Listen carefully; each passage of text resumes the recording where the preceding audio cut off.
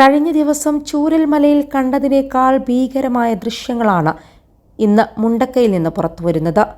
മുണ്ടക്കയാണ് ഉരുൾപൊട്ടലിന്റെ പ്രഭവ കേന്ദ്രം. അവിടെ 200ഓളം വീടുകളുണ്ടായിരുന്നു. ഒരു പച്ചപ്പ് പോലും അവശേഷിപ്പിക്കാതെയാണ് മലവെള്ളപ്പാച്ചിൽ ഒരു നാടിനെ മൂടിക്കളഞ്ഞത്.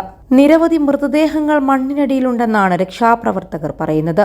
വീടുകൾ മണ്ണിനടിയിലേക്ക് താഴ്ന്നുപോയതിന്റെ ദൃശ്യങ്ങൾ ഞെട്ടിക്കുന്നതാണ്.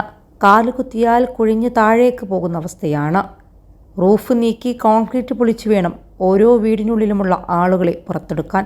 ചുറ്റും മണ്ണും കല്ലുമല്ലാതെ ഒന്നുമില്ല. കാലുകുത്തിയാൽ കുഴിഞ്ഞ് താഴേക്ക് പോകുന്ന അവസ്ഥ.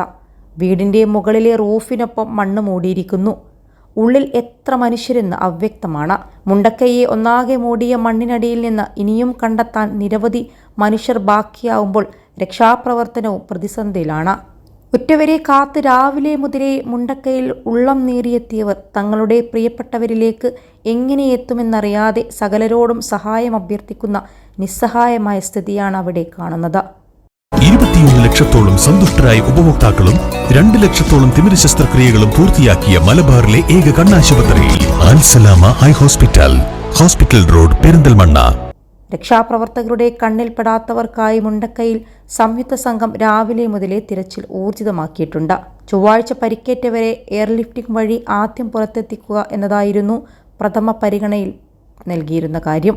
ചൂരൽമലയെയും മുണ്ടക്കയെയും തമ്മിൽ ബന്ധിപ്പിക്കുന്ന താൽക്കാലിക പാല നിർമ്മാണം പൂർത്തിയായതോടെ ബാക്കിയുള്ളവരെയും പുറത്തെത്തിച്ചു.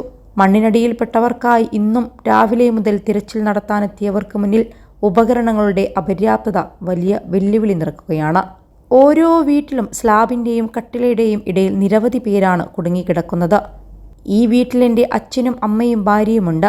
കണ്ണീരോടെ മണ്ണ് മൂടിയ വീടിന് മുന്നിൽ കാത്തു നിൽക്കുന്നവർ അനവധിയാണ്. ആശുപത്രിയിലോ ക്യാമ്പിലോ പ്രിയപ്പെട്ടവരുണ്ടാകുമെന്ന് കരുതി നെട്ടോട്ടമോടുകയാണ് ഓരോരുത്തരും. ഒടുവിൽ അവർക്കായി നെഞ്ചു കലങ്ങി മുണ്ടക്കയിലെത്തിയവരാണ് ഏറെയും പേരും.